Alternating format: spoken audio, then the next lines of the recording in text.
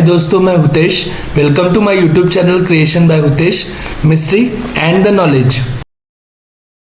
क्या आपने कभी सोचा है, जब सृष्टि की रचना हुई थी तब मनुष्य, देवता, दानव, असुर, गंधर्व, नाग, पशु, पक्षी ये सब कहाँ से आए? क्यों हर प्राणी को कश्यप वंशज कहा जाता है? क्योंकि लगभग पूरी सृष्टि, देव से लेकर दैत्य तक, महर्षि कश्यप की ही संतान मानी जाती है। लेकिन इसके पीछे की कथा केवल साधारण वंश निर्माण की नहीं है।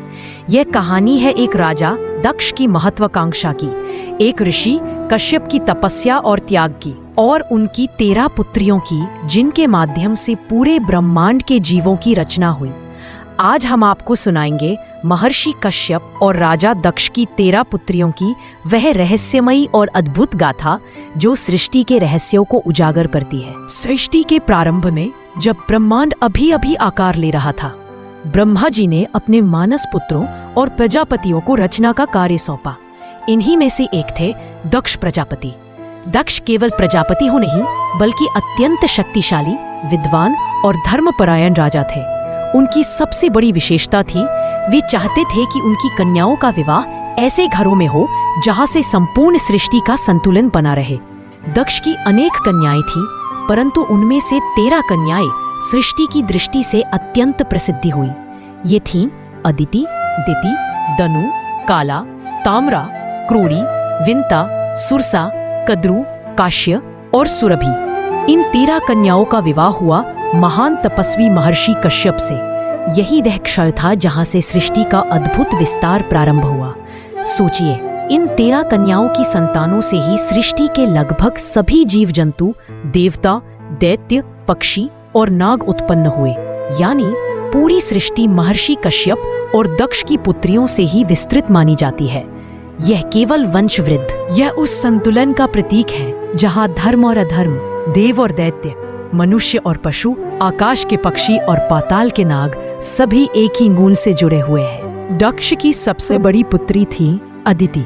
अदिति का विवाह हुआ महर्षि कश्यप से और उन्होंने जन्म दिया आदित्यों को। आदित्यों में प्रमुख है इंद्र, देवताओं के राजा, वरुण, जल और नियमों के अधिपति, मित्र, मैत्री और सत्य के देव, आर्यमा, सूर्य, पूषा, भग और विवस्वान। इन्हीं दिव्य शक्तियों के कारण अदिति को कहा जाता है देव माता। अदिति की संतानों का उद्देश्य था सृष्टि में प्रकाश फैलाना, धर्म की रक्षा करना और संतुलन बनाए रखना। इसीलिए वे केवल देवता नहीं, बल्कि जीवन के आधार बने। दक्ष की दूसरी पुत्री थी दिति। उनका विवाह हुआ महर्षि कश्यप से और उनकी संतानें बनी असुर और दैत्य। इन असुरों की शक्ति और सामर्थ्य इतनी अद्भुत थी कि वे देवताओं के समकक्ष माने जाते थे।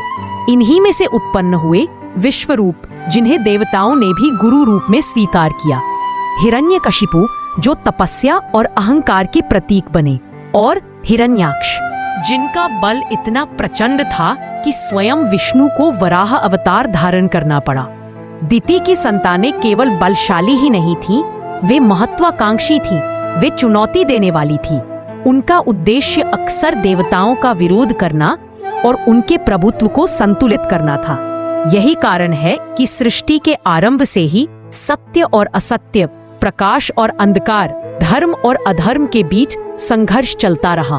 यदि अदिति की संतानें प्रकाश और व्यवस्था की प्रतीक थीं, तो दिति की संतानें शक्ति और विरोध की प्रतिमूर्ति बनी। परंतु यही विरोध, यही संघर्ष सृष्टि के संतुलन के लिए आवश्यक था, क्योंकि यदि केवल प्रकाश ही होता तो जीवन अधूरा होता, और यदि केवल अंधकार ही होता तो अस्तित्व असंभव होता। दक्ष प्रजापति की तीसरी पुत्री थी दनु।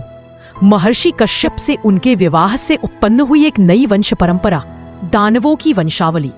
दनु की संतानें आकार में विशाल, शक्ति में अद्भुत और सामर्थ्य में अनुपम थी। संसार में दानव कहा गया। उनके प्रचंड बल और असीमित सामर्थ्य के कारण वे देवताओं और मनुष्यों दोनों के लिए भय का कारण बने। कहा जाता है कि दानवों का स्वरूप जितना विशाल था, उनकी शक्ति उतनी ही प्रलंकारी थी। वे प्राकृतिक शक्तियों पर अधिकार पाने का प्रयत्न करते और अपनी इच्छा से ब्रह्मांड की व्यवस्था को चुनौती देते। उनके रौद्र रूप से त्रिलोक कांप उठता था। लेकिन दनु की संतानों की कहानी केवल भय और विनाश की नहीं है, वह एक गहरी सीख भी देती है। दानवों की शक्ति अद्वितीय थी, परंतु जब उस शक्ति का प्रयोग धर्म और संतुलन के लिए ना होकर अहंकार और विनाश के लिए हुआ, तब वही शक्ति उनके पतन का कारण बन गई। सृष्टि की सबसे रोचक कथा जुड़ी है विनता और कद्रू से। दोनों ही महर्षि कश्यप की पत्नियां और दक्ष प्रजापति की पुत्रियां थीं। पहली थी विनता। विनता ने जन्म दिया एक अद्वितीय पुत्र को, गरुड़। गरुड़ केवल एक पक्षी नहीं, बल्कि अमरत्व और स्वतंत्रता के प्रतीक है। उनके पंखों की गति से आकाश गूंज उठता है और वे देवताओं तक के लिए आदरणीय बन जाते हैं। वही गरुड़ आगे चलकर भगवान विष्णु के वाहन बने, शक्ति, स्वतंत्रता और धर्म की रक्षा का प्रतीक। दूसरी ओर थी कद्रू। कद्रू ने जन्म दिया नागों को। इन नागों से ही सर्पलोक की उत्पत्ति हुई। वे धरती और पाताल के रहस्यमय जगत के अधिपति बने। उनकी शक्ति, उनकी फुंकार और उनका विष संपूर्ण सृष्टि के लिए भय और रहस्य का कारण बना। लेकिन विनता और कद्रू की संतानें केवल अपने अपने लोकों की सीमाओं में ही नहीं रहीं। उनके बीच उत्पन्न हुआ एक शाश्वत संघर्ष, गरुड़ और नाग। दोनों ही अद्भुत शक्ति के प्रतीक, परंतु दोनों के मार्ग बिल्कुल भिन्न। गरुड़ स्वतंत्रता, आकाश और मुक्ति का प्रतीक। नाग बंधन, धरती और रहस्यमय गहराइयों के प्रतीक। सृष्टि की रचना का यह आखिरी और सबसे व्यापक अध्याय है, जहां महर्षि कश्यप और दक्ष की कन्याओं से विविध लोकों और जीवों का जन्म हुआ और ब्रह्मांड ने पाया अपना संतुलन। दक्ष की पुत्री ताम्रा से उत्पन्न हुए पक्षी, आकाश में उड़ने वाले असंख्य रूप, गरुड़ जैसे महान, बाज जैसे पराक्रमी, कबूतर जैसे शांतिप्रिय और कौवे जैसे रहस्यमय, सब ताम्रा की संतानों में गिने जाते हैं। इन पक्षियों ने आकाश और पृथ्वी के बीच संतुलन स्थापित किया। वे संदेशवाहक भी बने और सृष्टि की विविधता का प्रतीक भी। दूसरी पुत्री सुरसा से जन्मे राक्षस और पिशाच, ये शक्तियां अंधकार और भय का प्रतीक बनी।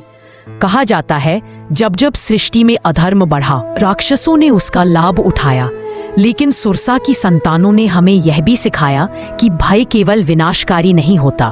कभी कभी वही भय हमें सावधान करता है, सजग रखता है। सुरभि की कथा अब आती है। सुरभि को कामधेनु भी कहा गया।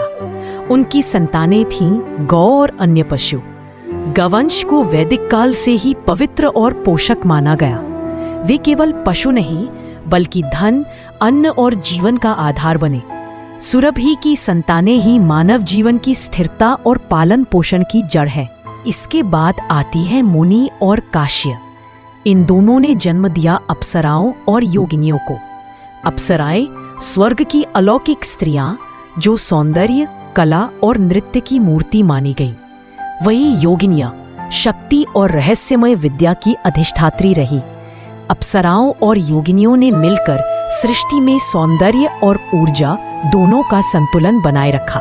तक्ष की एक और पुत्री थी अरिष्टा। उनकी संतानों से उत्पन्न हुए गंधर्व। गंधर्वों को कहा गया स्वर्गीय गायक और संगीतकार। उनके स्वर और वीणा की ध्वनि से देवलोक गुंजायमान रहता। वे प्रेम, संगीत और कला के प्रतीक बने। अब आती है काला और क्रौड़ी। इन दोनों से जन्मे विविध वन्य जीव और कीट पतंगे। कभी हिंसे शेरबाघ, तो कभी सरल हिरन, कभी श्रमशील चींटी, तो कभी परिश्रमी मधुमक्खी। ये सब उसी वंश से उत्पन्न हुए।